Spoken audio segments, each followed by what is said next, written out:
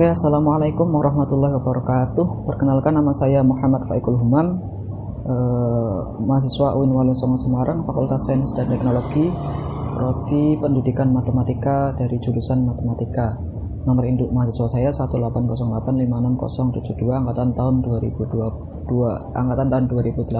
dari kelas PM 5B. Sebelum kita memulai pembelajaran pada hari ini, marilah kita berdoa sesuai dengan keyakinan yang masing-masing. Berdoa dimulai.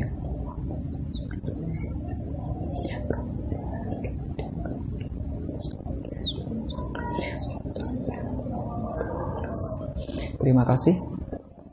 Semoga apa yang kita harapkan dari hasil pembelajaran kali ini dapat dicapai dan memulai pemahaman yang konkret dan lebih jelasnya lagi. Kemudian pada mata kuliah kali ini, yaitu matematika ekonomi, mata kuliah matematika ekonomi, kita akan membahas tentang penerapan fungsi linier dalam bidang ekonomi, khususnya submaterinya yaitu fungsi permintaan, kemudian ada penawaran, keseimbangan pasar, serta pengaruh pajak dan subsidi terhadap fungsi non-linearnya itu. Sebelumnya saya sudah memberikan rangkuman materi ya. Jadi untuk pemahaman yang lebih jelas, kalau kalian hanya menonton video ini tanpa melihat modulnya, mungkin akan agak sedikit kesulitan. Jadi saya harap sebelumnya persiapan juga modulnya, sehingga apa yang saya sampaikan itu akan sejalan, pemikirannya lebih dipahami lagi dalam modul, didukung oleh modulnya itu sendiri. Yang pertama, dari kurvanya dulu, kurva fungsi permintaan dan fungsi penawaran.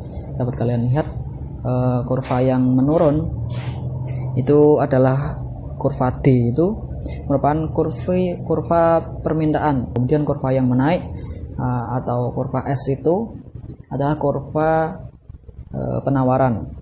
Dan dalam hal ini nilai kurva selalu seringkali berada pada kuadran 1, karena umumnya seseorang tidak akan meninjau harga dan jumlah barang yang nilainya negatif, sehingga bagian kurva yang berlaku adalah bagian kurva permintaan dan penawaran itu pada kuadran 1. Kemudian kita langsung saja kita membahas yang pertama, yaitu fungsi permintaan. Fungsi permintaan itu ada dua kurvanya, yaitu kurva parabola dan kurva hiperbola. Untuk kurva parabola sendiri ada dua pola, yaitu sumbu vertikal yang berbentuk sumbu vertikal dan sumbu horizontal. Yang pertama kita akan bahas tentang sumbu vertikal. Rumusnya Q minus H kuadrat sama dengan 4P dalam kurung P minus K. Ada dua gambar yang saya sajikan untuk yang vertikal ini. Ada gambar A dan gambar B. Untuk yang gambar A, parabola terbuka ke bawah. Terbuka ke bawah berarti nilai P itu negatif, P kurang dari 0, dengan titik vertex terletak di kuadran kedua dan dapat pula berada di sumbu P di samping kirinya ya. Kemudian ini berarti ini menandakan bahwa H kurang dari sama dengan 0 dan K itu lebih dari sama dengan 0. Kemudian gambar yang kedua yaitu gambar B. Gambar B itu gambar parabola terbuka ke atas, itu nilai parabolanya bernilai positif dengan P lebih dari 0 dan titik vertex HK terletak di kuadran keempat. Titik vertexnya berada di kuadran keempat dan dapat pula terletak di sumbu Q atau sumbu horizontal, jadi hanya lebih besar daripada 0 atau K kurang dari sama dengan 1. Kemudian dari dua gambar itu, jika dibuat titik perpotongan dua kurva yang terletak di kuadran pertama, yaitu pada bagian kurva yang menaik dan menurun, namun untuk kurva permintaan yang dipakai adalah potongan kurva yang menurun saja. Jadi nilai Q yang berlaku mempunyai batas Q lebih dari 0 atau Q kurang dari Q1, dan Q1 terletak pada perpotongan kurva yang menurun. Yang kedua yaitu kurva parabola yang berupa sumbu horizontal, yang sumbunya horizontal. Itu ada dua pola, gambarnya dapat dilihat dengan rumusnya P minus K kuadrat sama dengan 4P kali Q minus H kali dalam kurung Q minus H. Pada gambar C, gambar yang samping kiri, parabola terbuka ke kiri. Jadi terbuka ke kiri otomatis P nya itu berlinear negatif dan titik vertex terletak di kuadran keempat dan mungkin juga telah disumbuki. Ini titik vertex HK-nya di kuadran keempat yang ditunjukkan oleh H lebih dari sama dengan lebih dari 0 dan K-nya kurang dari 1. Kemudian untuk gambar yang D adalah gambar parabola yang terbuka ke kanan. Terbuka ke kanan ya, dengan P lebih dari 0. Jadi otomatis positif dan titik vertex bisa berada di kuadran kedua dan dapat pula di sumbu P. Kemudian titik HK-nya, titik vertex HK-nya yang berada di kuadran kedua ditandai oleh H kurang dari sama 0 dan K lebih dari 0. Kemudian pada dua gambar itu, pada sumbu horizontal ini dapat dilihat bahwa bagian parabola yang berada di kuadran pertama ada dua potongan, yakni bagian yang menaik dan bagian kurva yang menurun. Mengingat sifat kurva permainan yang selalu menurun, maka bagian kurva yang digunakan untuk kurva permainan adalah potongan parabola yang menurun. Dengan demikian, nilai P yang memenuhi batas adalah P kurang dari 1 atau P lebih dari 0, di mana P1 itu adalah pada kurva yang menurun. Langsung saja untuk pemahaman lebih jelasnya kita ke contoh yang pertama. Di contoh pertama ini pertanyaannya, gambarkan kurva permintaan yang ditunjukkan oleh persamaan P sama dengan 11 minus Q minus seperempat Q kuadrat. Persamaan di atas kita dapat kita rubah menjadi sehingga menjadi 4P sama dengan 44 minus 4 Q minus Q kuadrat. Kemudian sebagai manipulasi, karena yang kita butuhkan juga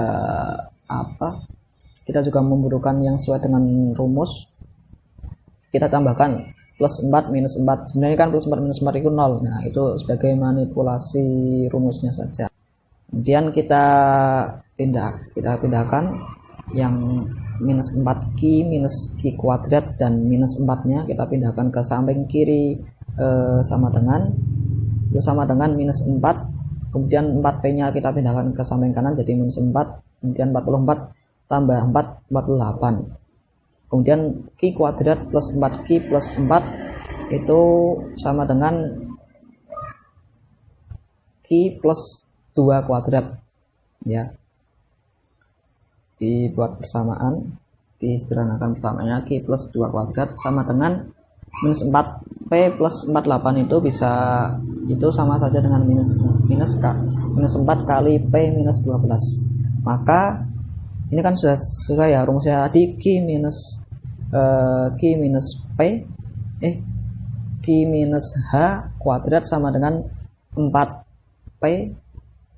kali P minus K, berarti hanya itu minus 2 karena kan Q minus 2 hanya itu minus 2. Kemudian P-nya itu minus 1 karena itu minus 4 ya, minus 4 kan 4 kali P-nya itu minus 1. Kemudian K-nya itu 12 karena P minus K.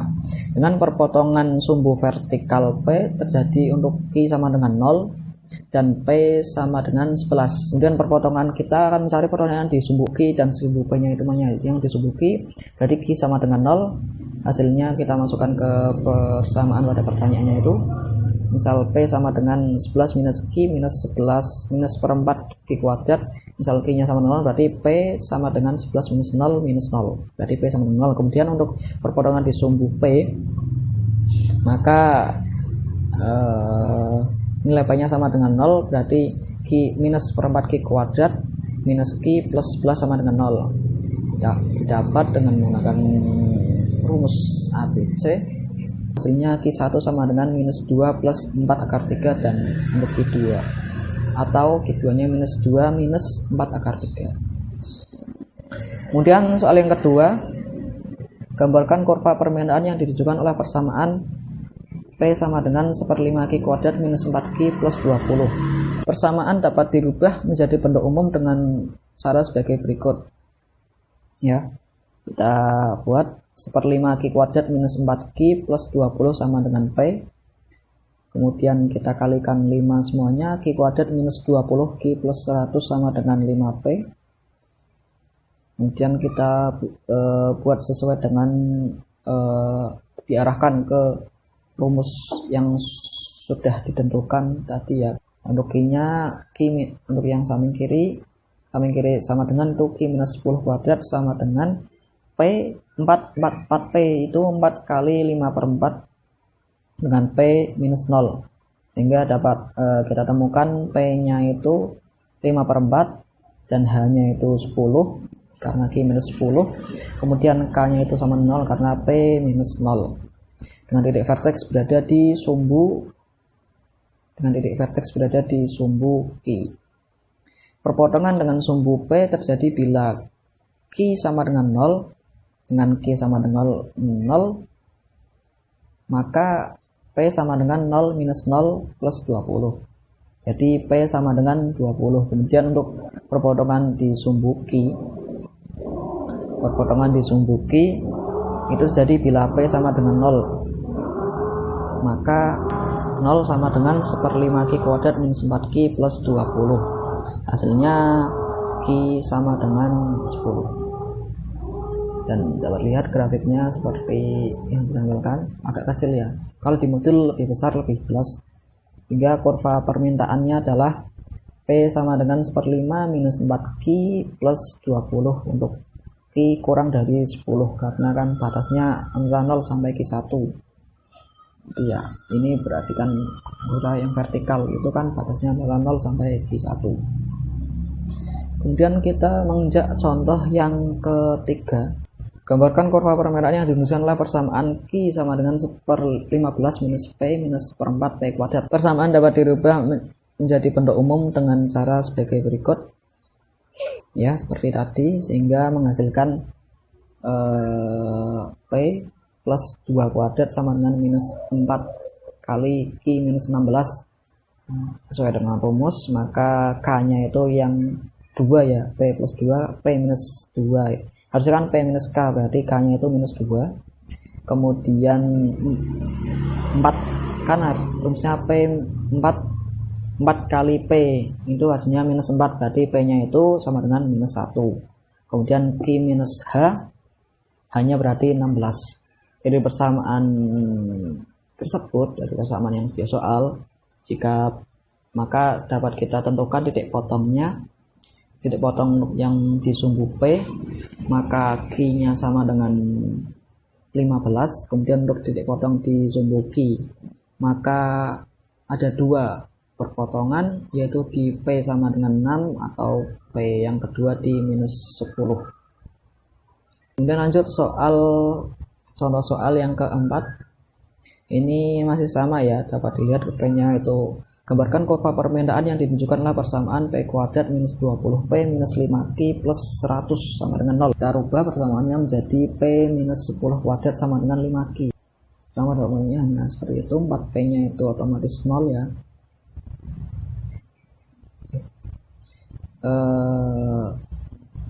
Hanya otomatis 0 karena kan 5Q minus H ya, 4P kali Q minus H ya, sedangkan ini dijadikan 5Q, berarti otomatis P-nya itu 5 5/4 dengan H-nya sama dengan 0 karena Q minus 0, kemudian K-nya 10 karena P minus 10. Dan titik vertex berada di sumbu P. Kurva memotong sumbu. Jika kemudian kita cari titik potongnya, kurva yang memotong di sumbu Q, yaitu bila P sama dengan 0, maka Q-nya sama dengan 20. Untuk P sudah jelas ya, karena K-nya itu berada di angka 10. Jadi titik potong untuk P itu berada di 10. Kemudian fungsi permintaan yang berikutnya yaitu kurva yang berbentuk hiperbola. Tadi akan parabola ya, yang ke samping kanan, vertikal atau horizontal. Untuk kurva yang hiperbola, seperti pada parabola, maka hiperbola yang dipakai sebagai permintaan adalah bagian yang berada di kuadran pertama. Gambar grafik dari hiperbola yang bagian yang merupakan permintaan dapat dilihat dari gambar berikut ya. Ini ada gambar A dan gambar B. Bisa dilihat ini yang samping gambar B. Dari dua grafik di atas dapat dilihat bahwa titik pusat hiperbola terletak di kuadran pertama atau kuadran ketiga. Bila pada kuadran pertama terdapat 2 bagian hiperbola yang masing-masing menurun dari kiri ke atas kanan bawah, maka kurva yang akan dipilih sangat ditentukan oleh permasalahan yang dihadapi. Langsung saja kita menginjak permasalahan yang akan kita hadapi bersama. Yaitu pada yang pertama contoh soal. Soal yang kelima tadi kan sudah 4 untuk kurva yang hiperbola dari fungsi permintaan. Gambarkan kurva permintaan yang ditunjukkan oleh persamaan Q P plus 2P sama dengan 20. Persamaan ini dapat diubah menjadi bentuk Q plus 2 dalam kurung P minus 0 sama dengan 20 dan merupakan hiperbola dengan pusat minus 2,0 dengan asimtot sumbu Q dan garis Q sama dengan minus 20. Perluangan dengan sumbu P terjadi bila Q sama dengan 0 dan P sama dengan 10. Kemudian soal berikutnya, soal 6, yaitu soalnya gambarkan kurva permintaan Q P minus 10P minus 12Q plus 100 sama dengan 0 untuk P itu kurang dari 10 dan Q itu kurang dari 8/3 atau berarti 25/3 ya, 25/3. Kurva permintaan tersebut dapat kita rubah bentuknya menjadi ya seperti itu, seperti yang terjadi di gambar. Q minus 10 kali P minus 12 sama dengan 20. Dengan titik pusat parabola berada di titik 10 dan 12 dengan garis asimptotnya. Q sama dengan 10 dan P sama dengan 12. Perpotongan kurva permintaan dengan sumbu Q bila P sama dengan 0, maka Q-nya adalah 8/3 dengan perpotongan kurva di sumbu P, maka P-nya adalah 10. Sumbunya berada di titik 10. Kemudian soal materi berikutnya yaitu materi fungsi penawaran.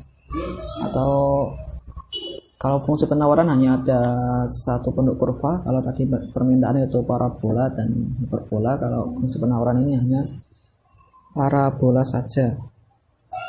Dapat dilihat pada PowerPoint yang disajikan ada 2 gambar ya, yang vertikal dan horizontal untuk kurva parabolanya langsung.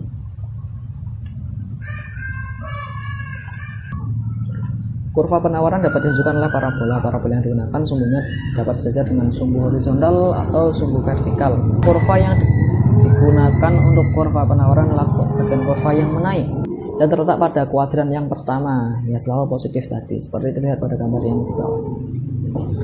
Langsung saja kita pada contoh karena tidak ada rumus tertentu ya. Soal yang ke-7, gambarkan kurva penawaran yang ditunjukkan oleh persamaan P sama dengan Q kuadrat plus 2Q plus 1/4. Dengan persamaan ini kita dapat ubah ya, karena ini masih dalam kurva yang berbentuk hampir sama dengan yang permintaan tadi, maka rumusnya hampir sama. Karena ini Q-nya kuadrat berarti ini adalah masih vertikal, jadi kalian jangan langsung paham ya. Pakai menggunakan rumus yang permintaan tadi yang vertikal, kita diarahkan sesuai dengan rumus yang kita butuhkan, dan dapat dilihat bahwa H titik vertexnya yaitu HK-nya Q plus 1 sama dengan kan rumusnya Q minus H, H-nya itu plus 1 berarti H-nya sama dengan minus 1. Kemudian untuk K-nya P minus 0, K-nya otomatis 0. Jadi titik vertexnya berada di minus 1,0. Dapat dilihat bahwa titik perpotongan di sumbu P, maaf saya belum mencantumkan ya, bisa ditambah sendiri. Untuk P perpotongan di sumbu P itu perhatikan Q sama dengan 0 ya, Q sama dengan 0 otomatis berarti persaingan P sama dengan 0 kuadrat plus 2 kali 0 plus 1/4, hasilnya P sama dengan 1/4, berarti titik P nya berada di titik 1/4. Kemudian soal yang ke-8, gambarkan kurva penawaran yang ditunjukkan oleh persamaan 4x minus y kuadrat minus 2y minus 5 sama dengan 0. Ini sama ya, x itu perwakilan dari Q dan Y itu perwakilan dari P. Kemudian kita atur sesuai dengan kebutuhan ya. Sebenarnya bisa dirubah Y plus 1 kuadrat sama dengan 4 kali X plus 1 X nya. Dan titik vertexnya itu kan H dan K, H nya itu kan 1 dan 1 ya, minus 1 dan 1. Kemudian untuk P P-nya itu sama dengan 1/4 karena kenapa? Karena 4 ya, 4 kali P. Selanjutnya kita akan membahas tentang keseimbangan pasar, karena tadi sudah membahas tentang fungsi penawaran dan fungsi permintaan ya, tapi secara abstraksinya belum secara aplikasinya dalam penerapan dalam bidang ekonominya itu belum. Jadi kemudian dalam submateri keseimbangan pasar ini kita akan melakukan aplikasi dari kedua fungsi tersebut, permintaan dan penawaran, dalam penawaran. Kurva permintaan dan penawaran bersama-sama akan membentuk harga dan jumlah keseimbangan pasar kan. Adanya permintaan itu diiringi dengan adanya penawaran, diiringi dengan jumlah permintaan. Harga dan jumlah keseimbangan merupakan titik potong kurva penawaran dan kurva permintaan yang nilainya dapat ditentukan secara grafis dengan menggunakan kedua kurva secara sesama. Jadi kan ada penawaran dan permintaan secara bersama-sama. Ada permintaan, kemudian pabrik membuat barang yang sesuai dengan yang ditawarkan. Semakin banyak pertemuan ya, keseimbangan semakin dapat dijangkau, dapat tercapai. Menghitung titik potong kurva permintaan dan penawaran dapat dilakukan dengan mudah jika kemudian hanya timbul persamaan derajat 2. Untuk persamaan berikutnya kita belum akan membahas ya, kita akan membahas mungkin di materi berikutnya atau mata kuliah jenjang berikutnya ya. Persamaan ini timbul karena alasan-alasannya. Yang pertama, salah satu merupakan fungsi linear dan yang lain adalah fungsi derajat 2. Jadi yang satu fungsi linear, yang satunya fungsi non linear. Itu dapat terjadi perpotongan. Kemudian yang kedua, harga P merupakan fungsi derajat 2 dari jumlah yang berbentuk parabola atau hiperbola, baik untuk fungsi penawaran maupun fungsi permintaan. Kemudian jumlah barang baik yang diminta maupun yang ditawarkan merupakan fungsi kuadrat dari harga. Oke. Langsung pertanyaannya, hitunglah jumlah dan harga keseimbangan dari kurva penawaran dan kurva permintaan sebagai berikut. QS sama dengan P kuadrat plus P minus 2, untuk QD-nya sama dengan minus 2P plus 16. Keseimbangan terjadi jika kurva penawaran dan permintaan itu bertemu ya. Maka yang dilakukan adalah QS sama dengan QD. Hasilnya P kuadrat plus P minus 2 sama dengan minus 2P plus 16. Kemudian persamaannya yang kiri dapat kemudian kita pindahkan ya, yang QD itu minus, jadinya P kuadrat plus 3P minus 18. Kemudian kita atur-atur lagi, hasilnya P minus 3 kali P plus 6 sama dengan 0. Kemudian didapat dua hasil, yaitu P sama dengan 3 atau P sama dengan minus 6. Minus 6 tidak dipakai karena bernilai negatif, seperti yang tadi dijelaskan ya, nilai negatif tidak dipakai. Kemudian untuk P sama dengan 3, maka nilai Q-nya yaitu Q-nya kita pakai QD ya, maka nilai Q-nya itu minus 2 kali 3 plus 16. Jadi nilai Q-nya sama dengan 10, sehingga harga keseimbangannya untuk P sama dengan 3, jumlah keseimbangannya adalah Q sama dengan 10. Bisa dilihat titik potongnya ya. Yang satu kan yang QD itu, yang QD-nya itu berupa garis linear, kalau yang QS itu berupa fungsi non linear, berupa parabola terbuka ke kanan.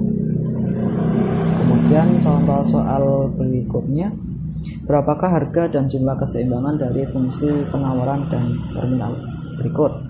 Dengan QS sama dengan P kuadrat plus 2P minus 2 dan QD sama dengan minus P kuadrat plus 10. Keseimbangan terjadi bila QS sama dengan QD. Oke, yang QS-nya P kuadrat plus 2P minus 2 sama dengan P kuadrat minus P kuadrat plus 10. Dan kita pindahkan kiri semua menjadi P plus 3 kali P minus 2 sama dengan 0. Untuk P sama dengan minus 3 yang hasilnya itu tidak dipakai karena negatif, dan P sama dengan 2 itu yang dipakai. Untuk P sama dengan 2, maka Q-nya itu otomatis 6, karena minus 2 kuadrat itu 4, minus 4 tambah 10 itu 6. Jadi harga keseimbangannya P sama dengan 2 dan jumlah Q sama dengan 6. Fungsi keseimbangan. Kemudian berikutnya contoh soal yang ke-11.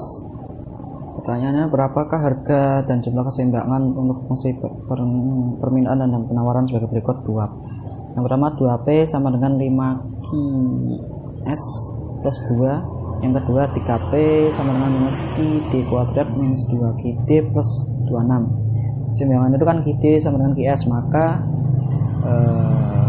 kita lakukan operasi sehingga menghasilkan 2Q plus 23 kali Q minus 2 sama dengan 0. Untuk Q yang pertama yaitu Q1 sama dengan minus 11 per 11 setengah, tidak bakal karena negatif. Kemudian yang kedua Q2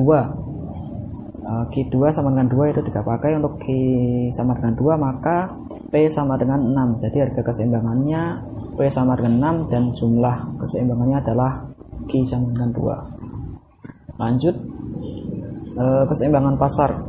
Bila konsumen membeli barang sebesar Q satuan pada tingkat harga P, maka produsen akan menerima uang sebanyak Q kali P, yaitu jumlah yang dibeli digantikan dengan harganya, atau dengan simbol TR sama dengan Q kali P.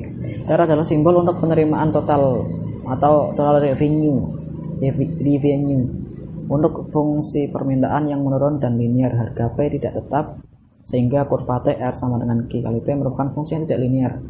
Misalkan ada fungsi permintaan yang ditunjukkan oleh persamaan P sama dengan A minus B kali A minus BQ, di mana A dan B itu lebih dari 0, maka kurva permintaannya adalah TR sama dengan A kali Q minus B kali Q kuadrat. Ini merupakan persamaan parabola yang terbuka ke bawah dan memotong sumbu horizontal. Memotong sumbu horizontal berarti vertikal. Q di titik Q sama dengan 0 dan Q sama dengan A per B. Titik puncak di Q sama dengan A per 2B dengan koordinat A per 2B dan A kuadrat per 4B.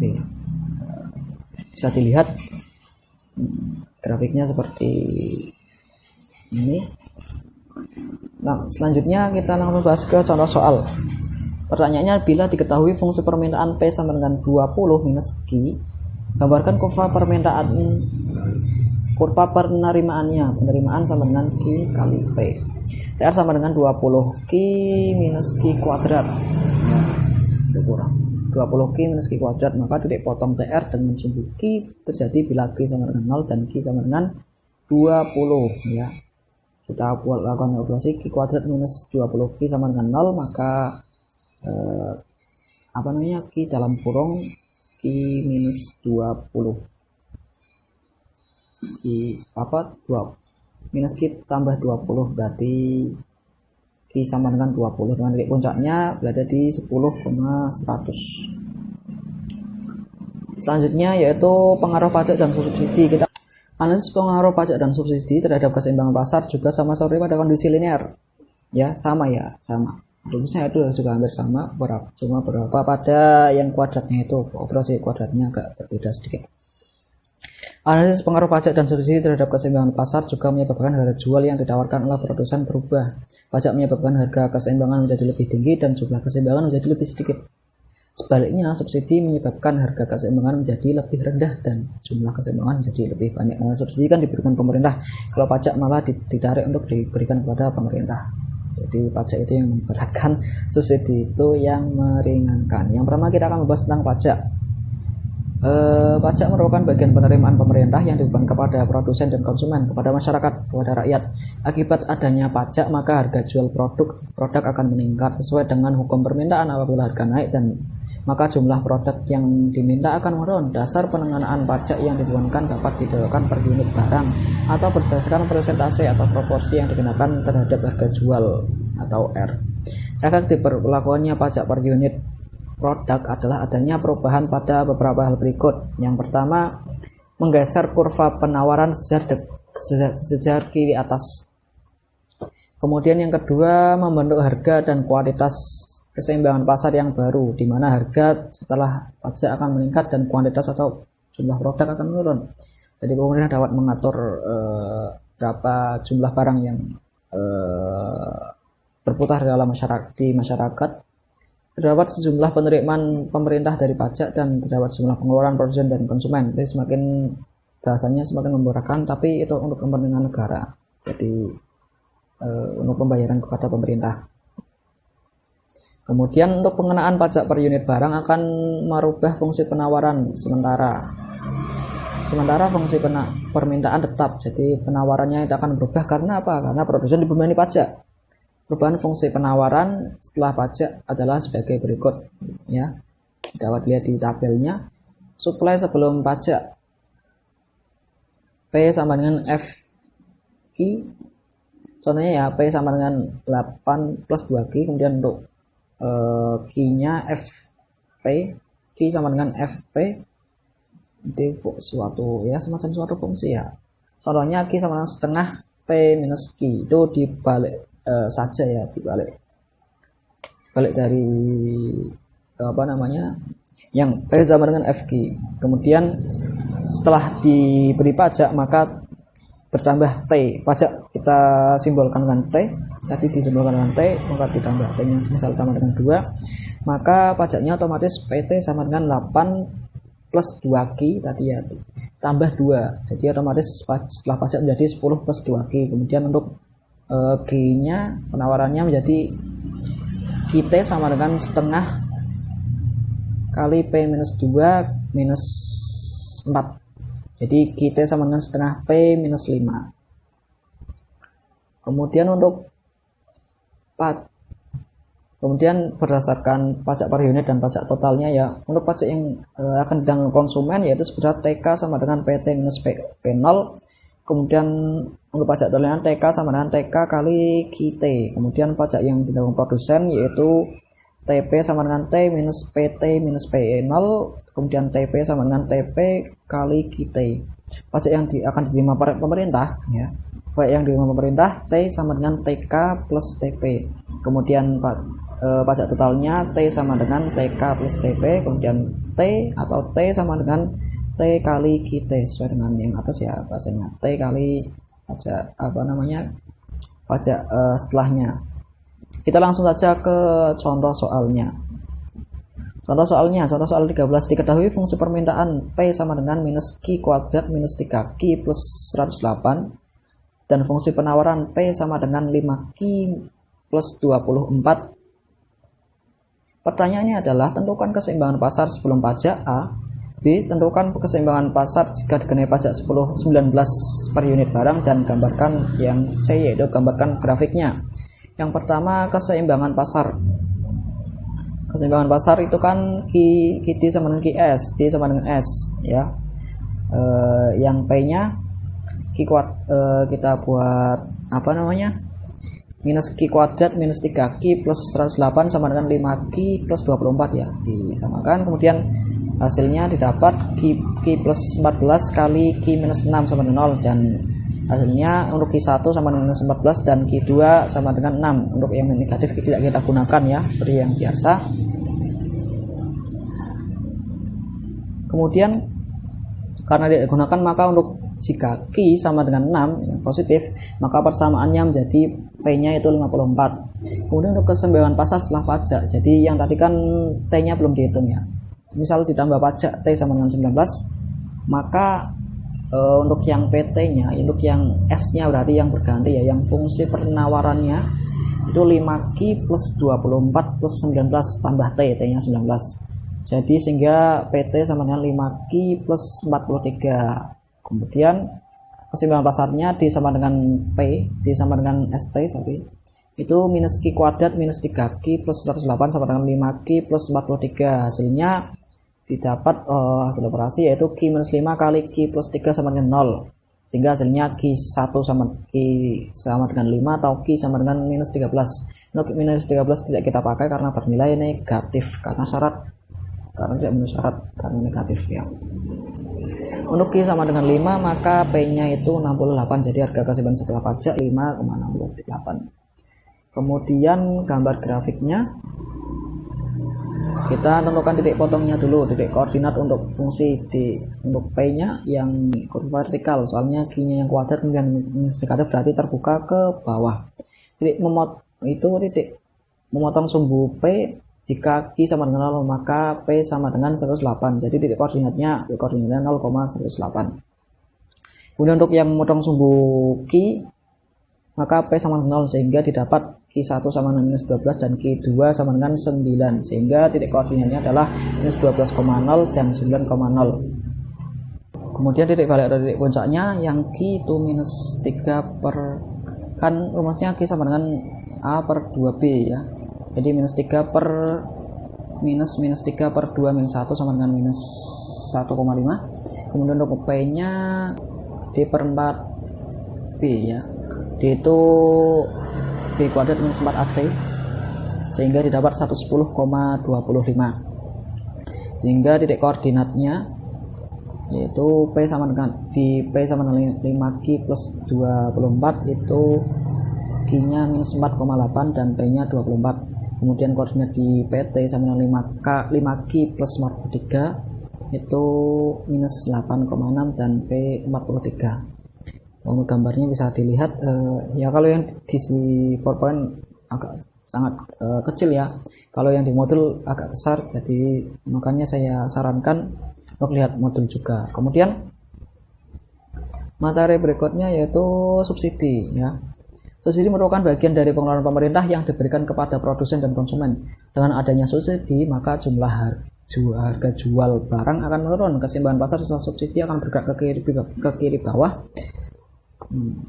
Pengaruh subsidi terhadap keseimbangan pasar beban terbalik dengan pengaruh pajak terhadap keseimbangan. Efek adanya subsidi adalah sebagai berikut: menggeser kurva penawaran ke kanan bawah, membentuk harga dan kuantitas keseimbangan yang baru di mana harga setelah subsidi menurun dan kualitas setelah subsidi meningkat. Kemudian yang C terdapat pengeluaran pemerintah, dan D terdapat penerimaan produsen dan konsumen dari subsidinya itu sendiri. Berikut rumusnya. Menurut sebelum subsidi, misalkan contohnya P sama dengan 2Q plus 3 dan untuk Q nya berarti setengah P minus 3 per 2. Setelah subsidi menjadi 2Q plus 1 menurun, kemudian QS nya menjadi setengah P minus setengah. Kemudian subsidi yang akan diterima oleh konsumen per unit barang yaitu SK sama dengan P0 minus PS, kemudian pajak totalnya SK sama dengan SK kali QS. Kemudian yang diterima produsen per unit barangnya SP sama dengan S minus P0 minus PS, kemudian pajak totalnya SP sama dengan SP kali QS. Kemudian subsidi yang akan diberikan pemerintah yang menjadi beban pemerintah yaitu S sama dengan per unit barangnya S sama dengan SK plus SP, dan subsidi totalnya yaitu S sama dengan SK plus SP. Nah, langsung saja kita pada aplikasinya ya, kita gunakan contoh terakhir, contoh 14. Diketahui fungsi permintaan P sama dengan minus Q kuadrat minus 3Q plus 108 dan fungsi penawaran P sama dengan 5Q plus 24. Menentukan keseimbangan pasar sebelum subsidi dan keseimbangan pasar setelah subsidi jika subsidinya sebesar 21 per unit barang. Gambarkan grafiknya. Yang pertama sebelum subsidi ya D sama dengan S, itu Q minus Q kuadrat minus 3Q plus 108 sama dengan 5Q plus 24, didapat Q nya itu 6 dan P nya itu 54, jadi keseimbangannya ya 6 dan 54. Kemudian untuk setelah subsidinya bisa dilihat ditambah dengan 21 yang fungsi penawarannya menjadi minus Q kuadrat minus 3Q plus 108 sama dengan 5Q plus 3 ya, berbeda ya, sehingga didapat P nya Q nya itu 7 dan P nya 38. Kemudian untuk titik-titik koordinatnya fungsi yang P sama dengan minus Q kuadrat minus 3Q plus 108 tidak memotong sumbu P jika Q sama dengan 0.